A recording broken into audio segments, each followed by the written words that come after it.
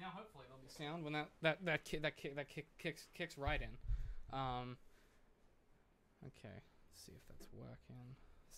See how she's cooking with the gasoline on the audio front. Hello, just letting it all out. Yeah. Just letting it all out. Oh, hello, stream. Is that coming through now, Pat? Good stuff. Hey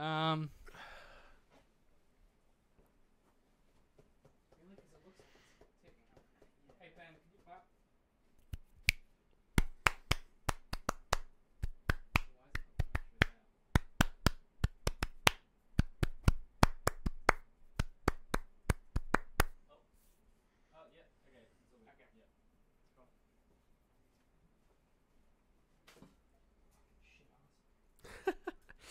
Fucking asshole! Fucking ish! Okay, it looks like we might be good to go without program now. I'm just gonna get my timer set up. Oh, Adam might be here. Oh. Okay. I think Adam might be awake. Come on, reload. Reload! Okay, we'll be starting presently. Okay. We've just started. So, I think Adam might be jumping on, so we might just hang out for a minute while he, Sure. when he's ready. But we might get the show underway and then he can join us. Or shall we wait? It's up to me. I have to make a decision. Bollocks. Okay, let's just get started then. Let me just get my timer up.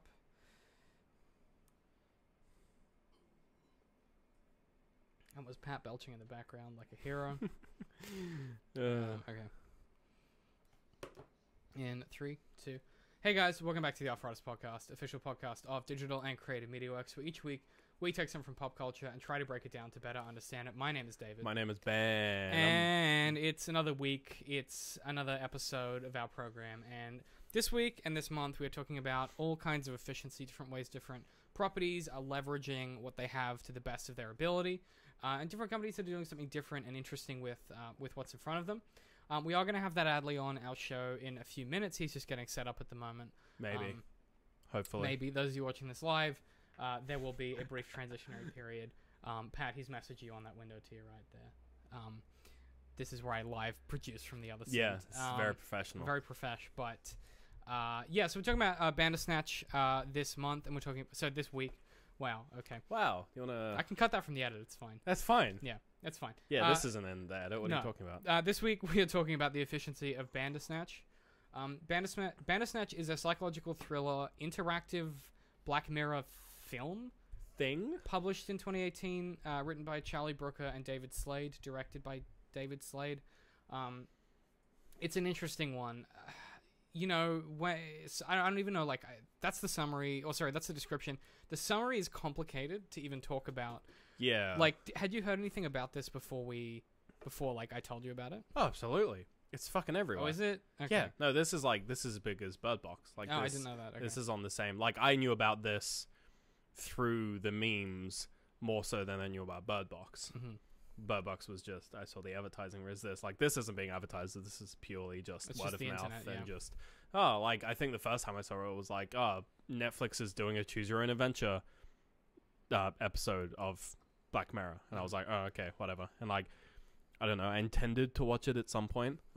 Glad I did, because it's really good. I really like it. Okay, interesting. Yeah, we have very different opinions about this one, boys. I think we do. Not that I dislike it, but I guess I didn't know anything about it going into it, so I didn't have any expectations. I kind of knew what they were going to do, and my sort of initial expectations were tainted a bit by crappy old FMV Choose Your Own Adventure video games from the 90s and stuff. I feel like a lot of those too came as extras on DVDs and things. Yeah, I was expecting a lot less. So I think I'm more impressed by the technical aspects of it and how they pulled it off. There's a lot of that stuff which is really interesting, actually. Yeah. And I think it's just kind of good. It's got a lot of cool ideas. I might get into the summary and then we might take a quick break after that and see if we can't get Adam on. Yeah. So... because it's quite a long one. I didn't know how to approach this. Yeah, this might be a bit jumpy. So we'll kind of see how we go, because it is a weird one to talk about. So before I get into it, the mechanics of it are when you're watching the particular movie on the Netflix screen that you have, every now and then there'll be like an option where you can either choose one on the left or right of how you react to things. Yeah. So you sort of have two options of how you react, and then sort of the does it pause? I can't remember. So there's like, Is it like there's The like a Walking tense- Dead where it? yeah, there's like a timer, and then you have a they do it really well where they sort of seamlessly cut. There'll be like a bit of time where your main character, I guess, is just kind of like staring or sort of like pausing, and the other person is kind of And like, they're waiting. it's like The Walking Dead, yeah, where it's like they're like waiting for a response, not in like a kind of just standing there blankly. They transition it quite well, and then after you choose, and once the timer runs out, it just continues with whatever your choice was. Yeah, exactly. Okay, well, we might have a quick pause now, Pat, and then we'll get Adam online. So we'll be right back.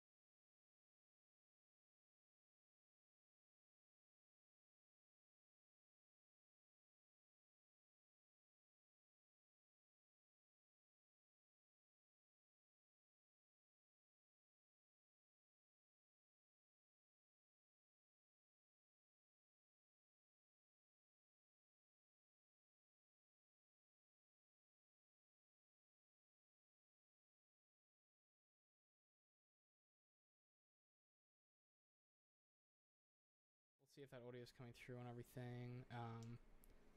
So Adam, if you want to say hi. Okay. Je suis sorry. Je suis désolé, I believe is the word you're looking for. So Pat, is that audio spiking properly for Adam when he's talking? It's not coming through on Audacity. No. Have you got the desktop audio unmuted?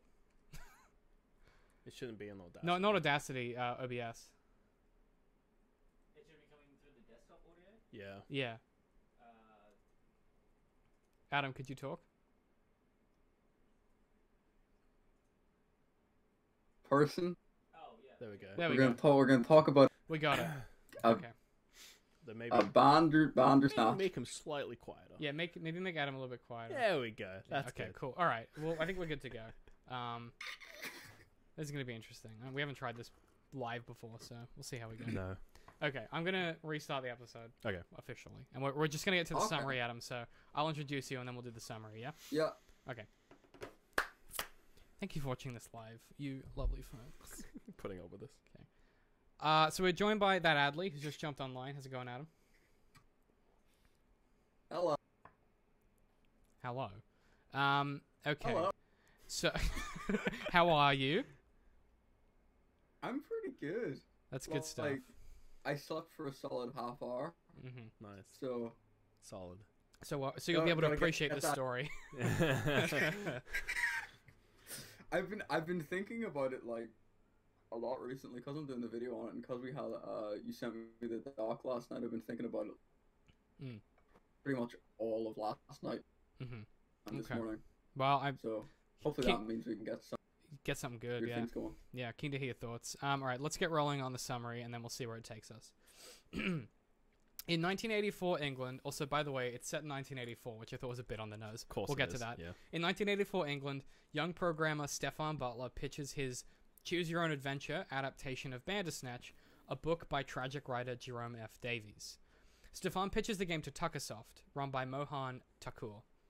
Stefan wants to work alongside famous game maker Colin Rittman and is offered the opportunity to work at Tuckersoft, but elects instead to complete his game at home. If the player chooses to work at the company, we flash forward and see the game is released and panned for being designed by committee. Moving forward, Stefan works on the game in his bedroom, heading toward a September deadline. As time progresses, Stefan grows increasingly stressed and hostile toward his father. The viewer may have Stefan explain to Dr. Haynes... Sorry, skipped a bullet point.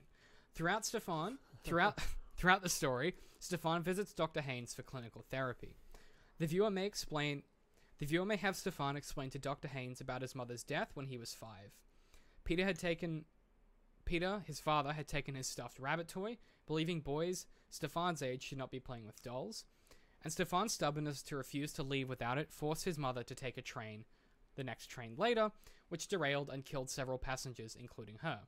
As a result, Stefan feels responsible for her death, and given she loved Bandersnatch, he thinks completing the game will offer him some level of peace. Dr. Haynes prescribes medication to help with Stefan's anxiety. The viewer has the option to visit Rittman's flat, where he lives with his girlfriend Kitty and infant daughter Pearl. There, the pair take hallucinogens, and Rittman talks about secret government mind control programs, alternate timelines, and different paths. To demonstrate his theories on alternate realities, Rittman demands Stefan, via the viewer, determine which one of them should jump off his balcony.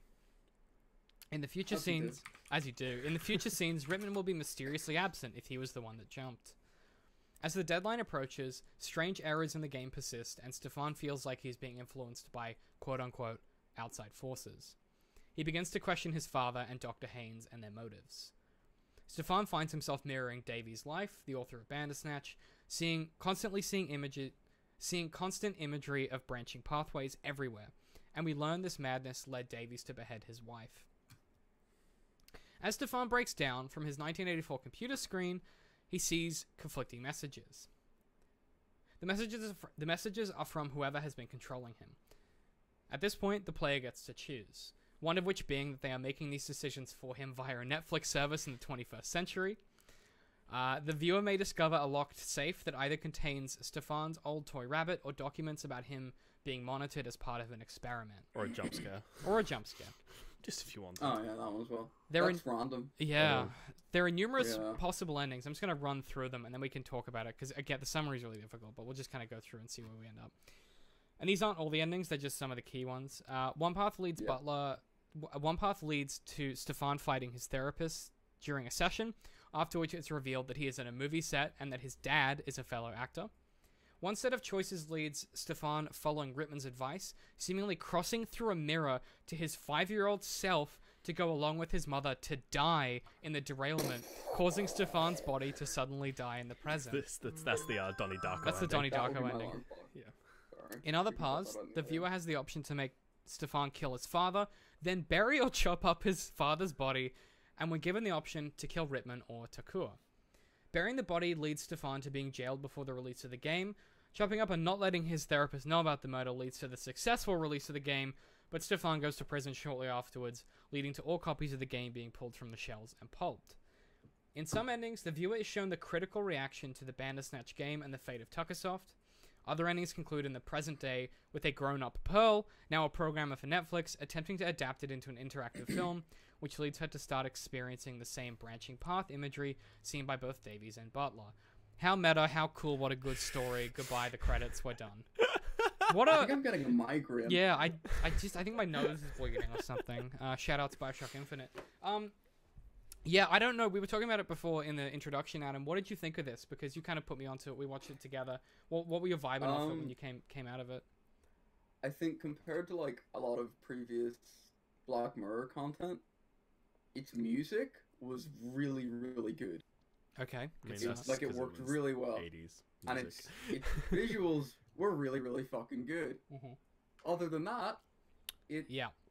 My first dot point. wasn't a very good piece of media. My first Why dot do you point. guys not like it? I really We'll like get into this. it. I think it tricks you probably. You liked it? It probably. Yes, I wrong with you? really enjoyed it. Tell us why, and then let us ruin it for Okay. you. Yeah, So- I want to know why you liked it. So the reason I liked it, well, I think the setting of the game development in the 80s is so different to what it is today, and that whole That's true. sort of especially in the UK where they had a really big 8-bit computing boom, which didn't really happen anywhere else. Like the US was mainly gripped by like the Nintendo and Sega, whereas the UK was very much having like the Commodore 64, the ZX Spectrum, which is what they're actually using.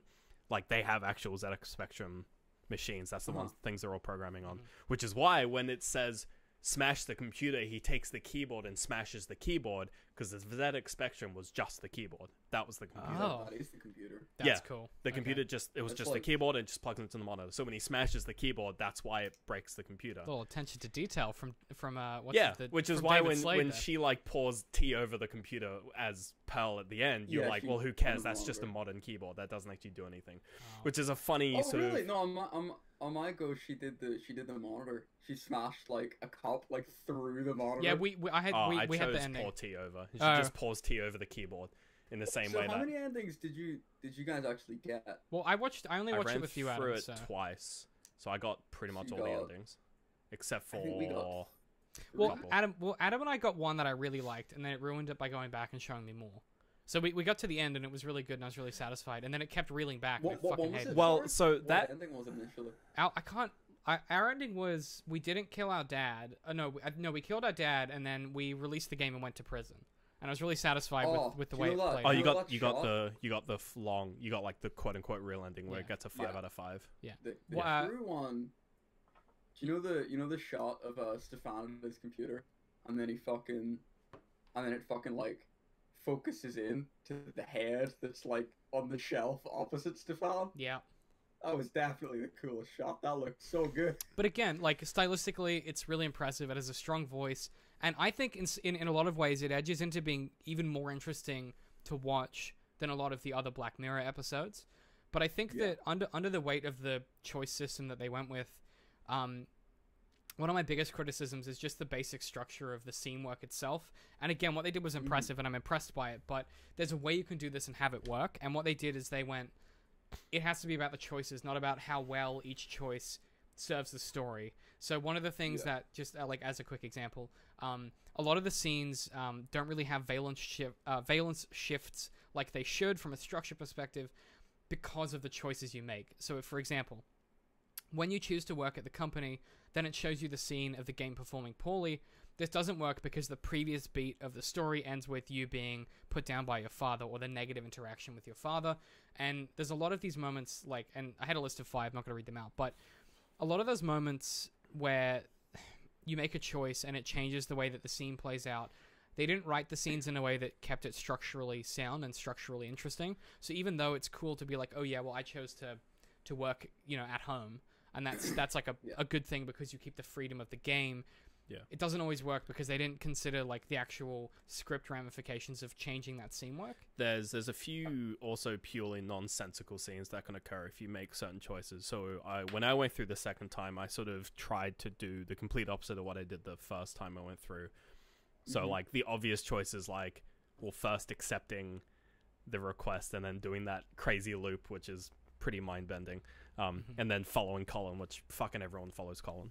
Because that just makes sense from a narrative perspective. On the street, yeah. If you don't follow Colin, you technically, your main character doesn't... What's his name again? Stefan. Technically, he's not meant to know anything about the whole... Because so when Colin is going on this crazy tirade, he mentions, like, the pack, he mentions all this other stuff. But he also drops the line, mirrors are portals to other dimensions. Which is what kind of... When you go to Colin the first time, that's like the drive for when you go to the mirror, you're like, oh, mirrors are portals. And then he goes to the mirror and it's a wild freak out. Except you can get that mirror scene without talking to Colin. Which is just kind of like, it's a bit weird. It's a bit like the director's cut of Donnie Darko. Yeah, it's a bit unfortunate where there's some very obvious choices that they want you to make. Like, they want you, when you run through the first time, they want you to accept the offer to work there and have that really crazy, like that loop where they, you accept the offer and then it just jumps to the end of the thing, gives you an ending, gives you a loop around. That's really big. Because that tells you early on what Bandersnatch is about, which is doing these rotations. It wasn't of any consequence, though. Yeah, I'm with Adam. I don't think it needs to be a consequence because I don't think the story is important. I don't think the nature of finishing Bandersnatch is the important part. It wasn't even of consequence to Stefan, though. It's like the closest thing to a reaction to doing the same thing over and over is they were planning on introducing one line of dialogue if you ask Stefan to chop up a body for the 3rd time in a row, where he like finally says, all right, okay, let's get going. I'll just chop it up already. Yeah, I'm with you. Actually having an impact on the character. I think like... I agree. To put it into words, because I've been thinking about this a lot, I don't disagree that the story isn't the point. But if you're gonna do this and put this much money behind it, why not just also write a good story? Like, if you have that option, like, you fucking Charlie Brooker, you can do it. You've written Black Mirror episodes. Like, someone said, like, because so when they pitched it to him, they were like, do this choose your own adventure thing. And he was like, I've never done that before. And instead of what you should do, which is hire a writer who's done that before to help you, he went, I'll do it with David Slade, the one guy in the entire world who says yes to everything I suggest. Like, that's not good decision-making on Black Mirror's part, I don't think. If you have the choice to make it good and make it, like, because the story's not the point, I agree. The point is the choices. But, like, as we've seen with The Walking Dead, you can also just have a good story at the same time. Like, you can do both. Yeah. I think... I mean, the story isn't amazing, because there are, like, flaws in it, and it does... Once, again, because I ran through it pretty much to the point where I had every ending, there's pretty much two... There's only 2 choices that actually matter in the entire thing. There's the first choice is whether you go to see Colin, because again, I've done this I've seen every part. And again, you can look at the map and you can kind of... I'll put a link in the... Yeah, you can see what choices actually have the most impact. So the 2 choices that have the most impact are whether you go to see Colin or not, because that does diverge. It means Colin's alive or dead. Like, that's a pretty major part of the story. And the second choice is, and it comes around a couple of times depending on what you do, mainly if you run through this choice multiple times in a single sitting, but when he sort of goes like, oh, give me a sign, and you can only choose one of 2 at a time, but depending on how many times you run through a choice and then double back to that point, you can usually get all of them. And that's the toy, the symbol, pack, or Netflix.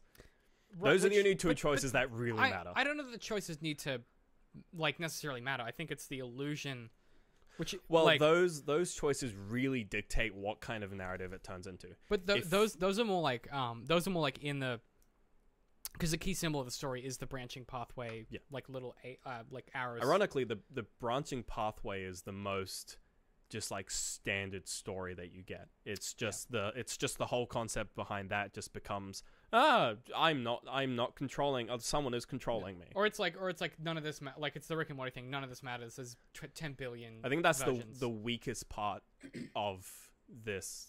I don't know that it's certainly the is- least interesting. I don't know if it's the weakest. I just think it's the easiest reading, which is why it's the most obvious choice. Right. For me, the strongest part of Bandersnatch, and I've seen this like in a few articles, people calling this like the new medium, which like What? not really. Like choose your own adventure. Yeah, like if they do fucking more like it's this. ancient. But in terms of like Like a film, like Netflix film, like God. choose your own adventures. What if this they could do this? Story? I think the It was biggest. so bad. Like the actual option. We'll like, we'll, of choosing. we'll talk about that in a was minute. boring. We'll talk about that in a minute. I think the biggest reason why for me I felt this did well was it emulated the act of using a choose your own adventure book quite well. Yes. And the way I think that happened is because of when you finish a path, it gives you the option to go back, but it curates those options really well. You can't just go, oh, I've gotten an ending, I want to go all the way back to choosing what cereal I get. So like in Goosebumps, for instance, which were great examples, the Goosebumps choose your own adventures. You would get to an endpoint and you die at the end, and it would say go back to when, and it says turn back to page 55 when you're in the tent. That was when you fucked up, and you're like, what? And you flip back to the tent, and you go through. Well, I think with this, they even did that to the next level, where they would give you like two options to go back. They would give you the option to jump back a short distance, which would sometimes just give you the Colin where you go to his place. If you jump off, if you decide that you're going to jump off, which of course I did, because I was like, this is just going to kill me and be a dead end, so I'm going to do it. Hell yeah. You get the option to either go back to the choice, or go back to the choice of you or Colin, or go all the way back to whether you follow Colin or you go to the doctor's. If you go all the way back to the doctor, you continue the doctor, or Colin is alive. If you just go back to Colin and you kill Colin, it wraps you around back to the doctor, but now Colin is dead. So it gives you the option of just like, you know what's going to happen. Colin is going to die. You can either kill Colin, because of course he's going to jump off, because, you know, he seems pretty adamant about one of you jumping. Or you can back out of this option. You can be like, actually, I don't actually want this to happen. Because when I ran through and he's like, do you want to take the LSD? I was like, hell yeah. When I went through the second time, me up, Scotty. Yeah. When I went through the second time and I was like, no, I don't actually want to take it. I want to see where this path goes. He just drugs you. And I was like, yeah, no. oh, okay. And that was the ding in my moment. I was like, that's why they give you the two options. Because if you go in here and you go, when I played for the second time and I say, no, I don't want to take the LSD, and he drugs me, I was like, no, I already know where this path goes. But then I remembered, wait, if I just kill myself, I get the option to go back to the doctor. I don't have to restart and watch this thing for half an hour. Interesting. I can just kill myself, go back to the doctor, continue down the path that actually has a different path. So it sounds like you played your option in every stressful situation. You can just kill yourself. Adam, it feels like what happened, and maybe the reason why I think this is really good is because it takes the power of a choose your own adventure book where you as a reader can just go, no, this was bad, I'm gonna keep my thumb in this page and I'm gonna keep reading. Which is what you did. I'm gonna flip back with my thumb. And you checked. It was fun. And Netflix have gone, we know how people are going to react, and especially on the second watch through. We know that people are going to come through the second time and go, I'm going to do this path, but I'm going to branch off here. And even though the story comes back to, it does one of those, it does a circle, which is typical choose your own adventure also bullshit. Just any game design. Yeah. Ever. Yeah. A player may go, oh, god damn it, now I have to restart from the start. But Netflix is like, no. We've got a thumb for you. So we can agree that at least the choice system is well designed. Yes. Adam, I'm not disagreeing that the narrative is a bit weak. We'll get to that kind of toward the end when I think the design is so smart, and it's probably the best first choose your own adventure thing they could have done. Is something that focuses on the choice so that they could really nail the system of. Well, it's interesting because a fun fact that I found during my research is that this choose your own adventure thing in Netflix has been around for ages, just with kids TV show and stuff. Oh. It's been around. Wait, forever. really? The tech? Yeah, the text. Seriously? So the way that Charlie Brooker buttons. With kids shows. Yeah, Yeah. the way that Charlie Brooker Wow. adapted it is much more complex, and they Okay. had to rebuild a lot of it. But yeah, it's been around for ages in kids' TV shows. That's amazing. And I was like, sorry, didn't like, even know. That's yeah. insane. I had no idea. Neither did I. It wasn't until I was reading through and doing some like deep dives, and I went, wait, what? Apparently, because I assume they built it from scratch. Yeah. It's been around for ages, and they had to That's like insane. they had to rebuild a lot of the back end for the Oh, yeah, complexity absolutely. of what he was looking for. But Yeah. like, especially from an engineering perspective, the ability to stream video in that way doesn't really exist. When I was watching it, I was expecting like Buffering? every time and the first time when you choose the serial and it just went seamless, I was like, oh shit. Okay, so you know how Minecraft loads chunks, right? Yes.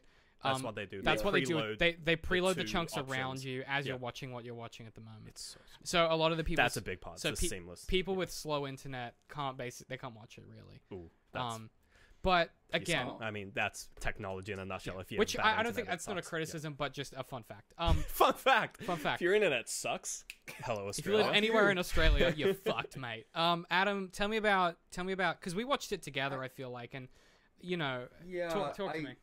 I just thought it might be worth mentioning that in a game that, in fairness, I moan about a lot, but in the game Life is Strange, Yes. when- No. it's Actually, very if you similar. guys Different- haven't watched Adam's brilliant YouTube video, check it out. I was where he's- thinking Life is Strange during this. as Where he well. spends a solid Yeah, 10 minutes just just- deconstructing that game. It's fantastic. just for context, Life is Strange, you play this character who can time travel back.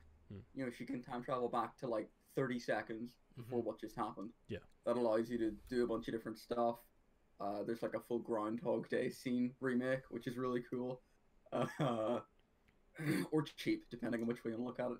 But I think it can be both. in that game, the more you travel back and loop back, the more damaged your character becomes, both psychologically and physically. Like, you start to get nosebleeds after a while, and then the nosebleeds start to get worse, and then you start to get angry, I and then haven't, you start I to get haven't played that more much angry. Life is Strange. And It's then not you as good start as to he get... makes it sound. Okay.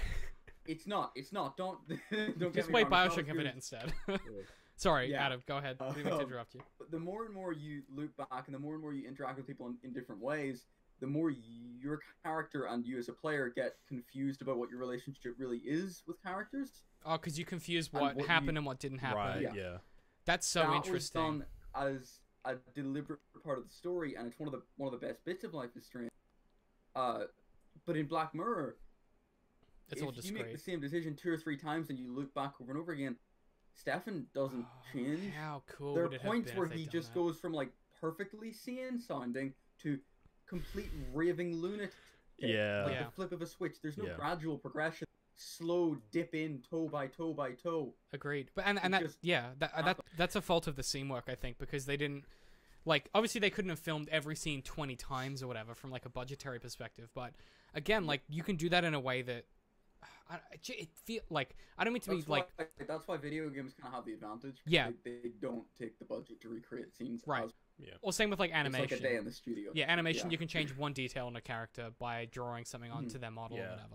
And I think they kind of like blew their load a bit with the when you start the episode, and again everyone accepts the offer from the software company, and then they do that wraparound, and the second time you go through, Colin now suddenly, you know, he's read Bandersnatch, he knows all about. Yeah, Right. it's weird. They kind of blew their load on there, where it's like, okay, cool, we're running through this a second time now. Colin is kind of a different character, and like he like the now Colin thing knows was about. too on the nose. I agree. I think it's a. It was I agree. so Like, aggravating. but It was that- like every 5 minutes he dropped this like dumb snide comment or he made a joke about a story. It was like, I get that he's supposed to be that sort of character, but it's like Did you get It was to a lot. the? Can't- Did you guys? he can shut the fuck up. Did you guys get to the scene where you kill Colin in where he comes to your house and you kill him after you kill your dad? I think so. Yes, that's it's the like, right, worst. get it over there. Yeah, no, I He hated that. bends over. That yeah. was great. I thought that was No, hilarious. I agree.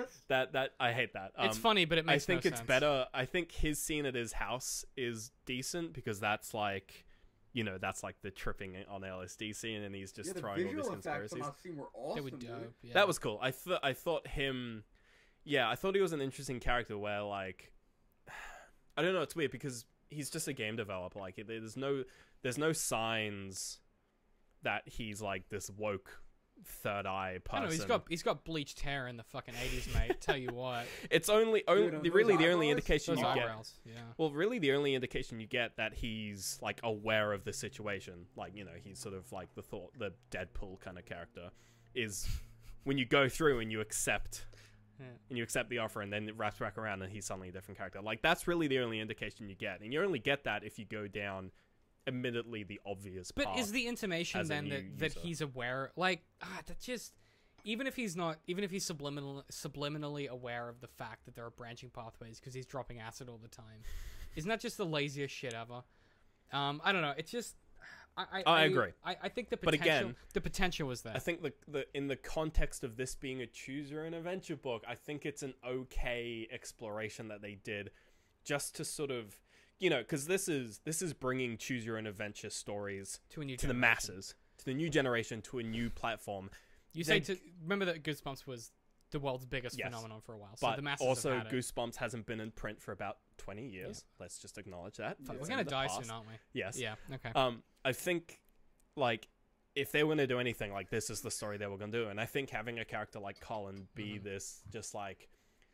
omnipotent god. Yeah, I don't... And because he's not a god. He's just... Energy. He's an... Like, he just knows. He sees through the veil. He sees through it. He's not, like... He's not Morpheus. He's not able to produce things in this environment. He's just the pre-Morpheus Neo. He's able to see it. He's the Oracle. He's the Oracle. Let me ruin all of this with my meta reading and defend everything they've done. Just for a twist. So, as is tradition, when something heady comes along and something cerebral, I try and ruin it by doing too much research and trying to make it about something it isn't. Yeah. So I'm going to do that in true David fashion. I do have a stepladder for how far I'm reaching this time. So, we're going to talk about the illusion of... top shelf. This is top shelf David reaching. Yeah. We're going to talk about the illusion of choice, both a mental model and a meta reading. Which sounds like it could be my manifesto. Okay, so... I feel like this is your thesis. Yeah, excuse me. Everyone sit down. This is my book report. So, I want to start with a definition of the illusion of choice as a mental model. And so Joshua Cannon, who's an academic... excuse me. Joshua Cannon, who's an academic, describes the illusion of choice as, and I quote, "The illusion of choice is a psychological mental model that states humans are happy if they believe that they have control over their own actions and can exercise free will. If free will is deprived or seemingly deprived from an individual, he or she will become resentful or rebellious, even if the choice forced upon him or her is identical to the one they would have chosen in their own accord." Which is to say, in human language, the idea of the illusion of choice is that no matter how much you want to do things, so humans like free will, and no matter how much someone decides for you, unless you feel like it's your choice, you reject it. It's the entire premise of the film Inception, right? Right. You can't you can't tell someone to do something. They have to think it's their own idea for them to fully accept it. Really hard to resist the urge to just... Wow! I was hoping you might. I was waiting for you to. What do you think? Why are you here, Adam? I was like, he's going to do it, and you failed me. So Joshua Cannon talks a lot about Benjamin Graham, who was a similar academic. And Benjamin Graham relates these concepts to computer operating systems. Here's our tie-in, boys. He spoke about how things like frugality, so the tendency to save money, or addiction, the tendency to repeat behaviors that have negative consequences, behave similar to computer operating systems or systems of logic. An example he gave about himself was how, despite being extremely wealthy, like this dude's making like £16,000 a week or whatever, he still sometimes walked an extra 2 blocks home to save a nickel on the subway.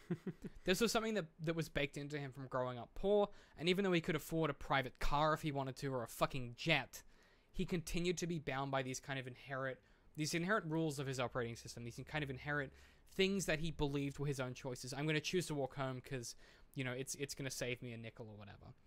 That's not a choice. That's kind of... No, well, every a habit. We'll get to that. Cannon's interpretation of Graham's... This is where it's going to get weird, so stop me if it gets confusing. Cannon's interpretation of Graham's... Cannon's interpretation of Graham's thoughts on the illusion of choice look to one of several models as a solution. So what Cannon suggests is from Graham's research... where he talks about that example of the penny and the subway, or the nickels and the subway and stuff, is Kenan suggesting that the reason that Graham felt so conflicted about him walking the extra block is that he knows he doesn't need to, right? So he feels like he's robbed of the choice to do that, because it just kind of it's out of habit, you know, as Adam said, you know, it's something that you do kind of repetitively. It's baked into your DNA. And he started to resent walking, you know, but he couldn't break, like he couldn't Fucking walking. Yeah, like, because he's like a Fucking rich, hate he's it. like, he kind of, and so Kenan talks about there are different ways you can combat this illusion of choice, where you sort of start to rail against things that are fine, like the fact that he walks a block and a half instead of getting the subway to the next station doesn't matter, but it starts to consume you and it becomes something that you despise. And you see that in this story with Stefan in a lot of ways, where it's like little things that his dad does that he just kind of build this antithesis towards, you know. You've got mince juice. Yeah, exactly. And one of Kenan's interpretations as a solution for this is Morton's fork, which is a thinking model that is a combat to the illusion of choice. And Morton's fork, interestingly, is the fork, and we talk about this in literary theory, but it's actually a mental model, is a choice between two equally unpleasant alternatives, or as we call it in writing, the choice between the two worst options. What did you say? No. What? What? Did you do a bit? I missed it. I did a bit. Okay. I did a bit, but you missed it. I was quoting someone, so I feel like Yeah, I'll fix it in the edit. I feel hurt. Morton's fork is, and I quote, a choice between two equally unpleasant alternatives, in other words, a dilemma, or two lines of reasoning that lead to a same unpleasant conclusion. It is analogous to the expression between the devil and the deep blue sea and between a rock and a hard place. End quote. So Morton's fork intimates that the illusion of choice is both irrelevant and of no value to anyone because there aren't any good options. Everything eventually ends poorly. All things and all options will fail to fix you. Even if, in his example, Kenan decided to get a private car home, he'd still feel guilty because he could have walked home. But when he gets the subway, he feels weird because he knows it is. So he gets the subway and walks and saves the nickel. He knows he doesn't need to. There's no option there where he feels better about himself. And this seems especially relevant given the forking parts is a key symbol of the story, right, Adam? Like that symbol of the forks that you can choose on the monitor is a direct reference to Morton's fork, which is that idea of like both options are going to end poorly. Is that something that resonates with you at all? I know I spoke very quickly just then, but Aggravates the fuck out of me. what, did I speak quick or that ruins the story? No, that it ruins the story. It just, What do you mean? I don't know. I just don't get it. I don't get how it's.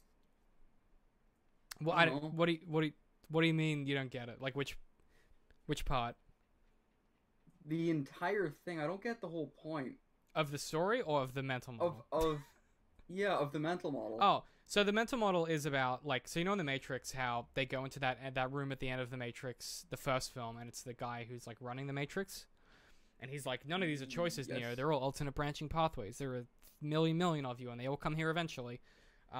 Yeah. So the idea is that the illusion of choice mental model refers to that concept, where it's like, even though, like, it doesn't matter whether you make a choice or don't make a choice, if you're unable to Doesn't make that just feel lazy and aggravating as a viewer? To That's know that kind what of- you're watching. that's why I Literally don't like being it, yeah. told by the thing you're watching, this doesn't matter. But there's a Why way is to that do that, supposed to engage a viewer? because there's a way to do that that's interesting, I think. Like, You can do it like all cryptically and all cool. you can do it like Rick and Morty does it possibly well, where they Yeah. sort of, they at least make you, like, they offer a temporary solution, which is go watch TV with your family, because none of this matters, go be happy for a moment, right? So, like, they offer you a solution. I think Bandersnatch's big fault is that as you grow toward the end of the narrative, there isn't, like, an actual, like, it's never addressed in the text itself. It's just omnipresent, that it doesn't matter what you do, you're going to go through these loops forever, and Stefan has never really changed, and, like, the outcome doesn't really matter. Like, I think that it's not, insulting's the wrong word, but, like, it seems like they forgot that they had to write an ending to the themes. Like, they didn't have any close to the Yeah. themes, you know. Plus, it doesn't stop either. Yeah, I know you mentioned that earlier. I haven't You know, yet, where, like, but you- that bothered the shit. When we were watching it, that bothered you- the shit out of me. You finish it, And it goes back. and then I was you waiting get for the credits. Yeah. You get the final scene, and then it loops you back in, and it's like, no, I was quite content with actually just getting the credits I think I said and stop then several leaving and going on times. with my life. I have the audio recordings. I was like, You stop, a- I'm done. You asked the machine to stop. I was the talking to machine you, wouldn't Mr. Machine stop. Man, and Adam was like, we go for another loop. We're riding this cowboy till it dies. Well, I think that comes back to the fact that they were really forcing the whole choices thing. I Yeah. I don't There, know. look, when I got the ending where it goes to the present, and it's Pearl making the Bandersnatch that we're watching. When that happened and the credits rolled, I left. I was like, done- all right, I'm I done. checked out, but then it Yeah. keeps going, and I'm like, no, I don't want Yeah, it. you can just hit exit the credit. You can just say exit Yeah, to but main menu. Adam and I were doing research for this show, so he wouldn't let me. I didn't want to just end it myself. I wanted to see how the show ended itself. And it just kept Well, going. I knew when I watched it with you, David. I'd already done it for Yeah. like 6 hours, I think. Jesus. Well, do you want to know I the rang somebody. We went through every possible option. God. Did you guys get the ending where there's like an after credit scene where he's back on the bus and he puts in, like, instead of the 2 tapes that you choose from to listen to while on the bus, he puts in like a Bandersnatch tape and listens to that. Did you get that ending? I think so. I didn't get that one. I think no. I've seen that. So that's like a Maybe on hidden. YouTube. That's like a hidden one. It's like an after credit scene. It's explicitly quite hidden. Do you want to know the crazy thing about that scene? What's that? So when he puts the Bandersnatch tape in, it plays just like all this static noise and just like beeps and boops, which is on paper like that's just like, oh, it's creepy and What's scary. it stand for, Ben? So The Morse code. old 8-bit computers use tape to record. Instead of CDs, they use tape. Aw. That audio, if you take the audio that Oh, it's was a game, playing isn't it? and transposed it and put it in a ZX Spectrum emulator, it runs. I heard about this. It runs Nosedive. Yes. You actually get the Nosedive You can play it. game. Yeah, I heard So about that. they made Nosedive, got the audio because That is I think cool. JonTron's made this game where he had like a Hercules game that was on thing. He's like, let's boot it up, and he put it in a audio player, and it's just like, because that's what a ZX Spectrum game it's a sounds good like on a joke, tape yeah. player.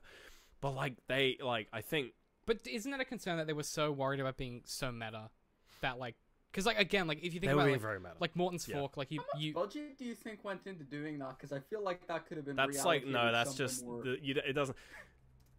In the Is that in like the afternoon show, for some dude, or is that in the like show, 5 the weeks fact for a that team? the fact that it's probably an afternoon. both Colin and Stefan are like solo developers for these best-selling games, that's pretty accurate for the 80s. Like for that era of computing, at least for 8-bit computers, because it was, you just had, if your dad bought you a ZX Spectrum because you liked computers, you just make games on it. That kind of thing is pretty realistic. So like, yeah, you could pump out a ZX Spectrum game, if in a week. If you're Netflix, sure, Oh. like it's not yeah, that, but again, the problem with Netflix is we have no idea of budgets of views actually because they don't actually because they don't publish it. So I think to kind of wrap all our thoughts together, and to try and put it in a bow, 'cause it's been not a long episode, but it'll be a lot of editing. I think actually before I do my wrap up, Adam, do you have any kind of closing thoughts that you wanted to add? You can just say no. It's So you just say no. It's Ben. fine. Ben normally goes, "It was a good one." It Like was a good one. I disagree. it was a bad one. You could say that too. Yeah, the bad choice element doesn't take away from how good it looked, how great it sounded, and how neat the idea was. It's just suffers from the same thing that the rest of Black Mirror suffers from, in my opinion, where it's in this weird grey zone between ultra serious, And jerky, just jerky. dread-inducing content and Yeah. ha ha ha very funny satire content. Yeah, It's agreed. stuck in between what it is because it's and it does jar the viewer. It doesn't feel cool and edgy and unique. It just feels I think that's quite a And that pithy is- way of kind of wrapping it up. Do you have any closing thoughts, Ben, before I do? Well, my I thing? think it's fine. Ben had a good time with it. I enjoyed Ben it. Get enjoyed off it. my dick. I think Don't at I me. think it speaks to don't Adam. I think it speaks to like the way that they put it together, that everyone can have such a it speaks to the fact that the choices matter, where everyone can have such a different experience with it. And I'm speaking from like, again, I appreciate what they were trying to do, but I was critical of the script itself. But that's just me. That's because I'm a writer, right? I view things through language. That's just how I function. Whereas I think for a company like Netflix to spend the money on this, and for someone like Charlie Brooker, who has had some really good stuff like Hang the DJ, White Christmas, there are a few really good episodes, the USS Callister. Oh, yeah, I watched that one. That There was are really cool. yeah, there are some great episodes of Black Mirror that really express and execute the ideas really well, and there are not so great episodes. It's like any TV show and any media, and it's interesting that a show about technology and technology's influence on our society has made a thing that is a bit new and a bit different, that reinterprets something old, that has become so successful that it's become practically beyond criticism for most people, is fucking fascinating to me. And if Black Mirror hasn't told us anything, it's that we should all be a little more cautious of this kind of popularity and this kind of media. And, you know, when you talk about like circular loops and circular logic, a show about warning about the dangers of technology taking over some of the pop culture discourse with some new technology that's nostalgic, maybe speaks to an underlying problem in our society today. But I think it's a really interesting piece of film. I think it's really interestingly executed, and I'm curious to see where they go next. They're doing a full season of TV show this year, which I'm excited about. Oh, nice. And I'm keen to see where this kind of choose your own adventure thing goes next. But honestly, they like, if this is so popular, they should pay the employees of The Walking Dead. Like, it's not that hard. Yeah, those are my kind of closing thoughts. We're not going to do a post show this week because we've kind of delayed starting and it's already really late. I'll put up instead. No, it's all good. I'll put up instead some behind the scenes stuff in our Patreon about the book development and commentary between myself and Aaron that I have in my archive. Adam, before we get into our pluggy bits, did you want to plug your channel and maybe your Life is Strange video? YouTube.com/ThatAdly. There's a video on Bandersnatch, probably uncomfortably long one, coming out within the next couple weeks.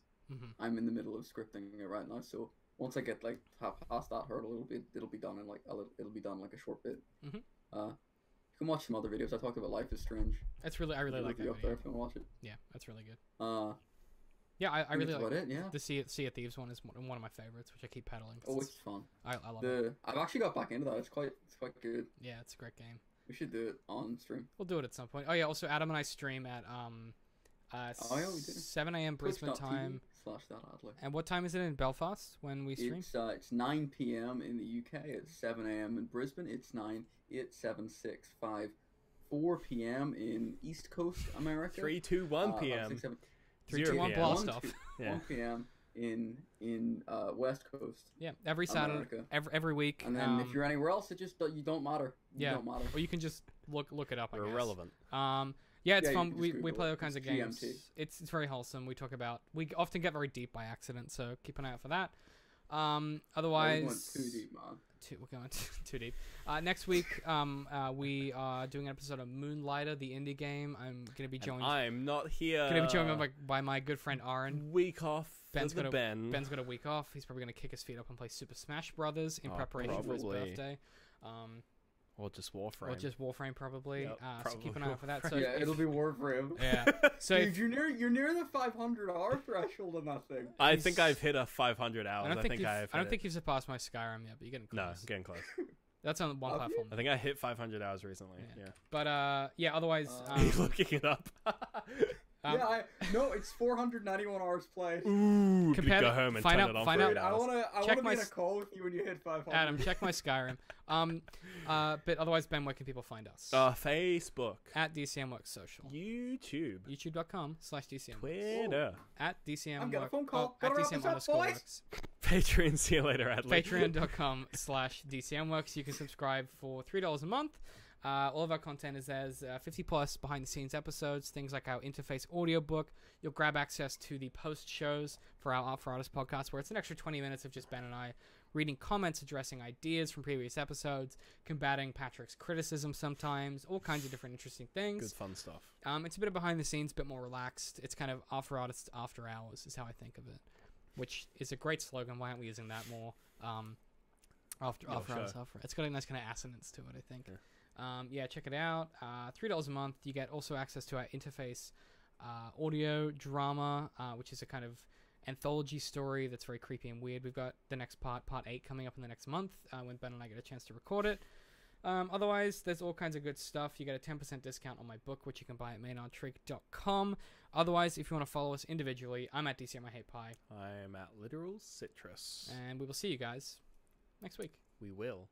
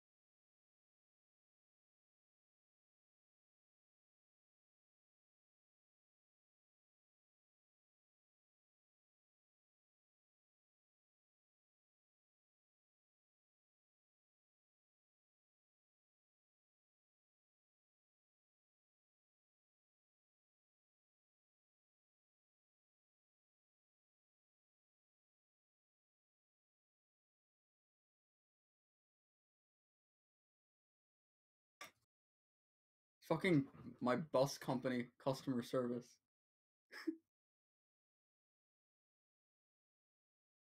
What's hard to understand?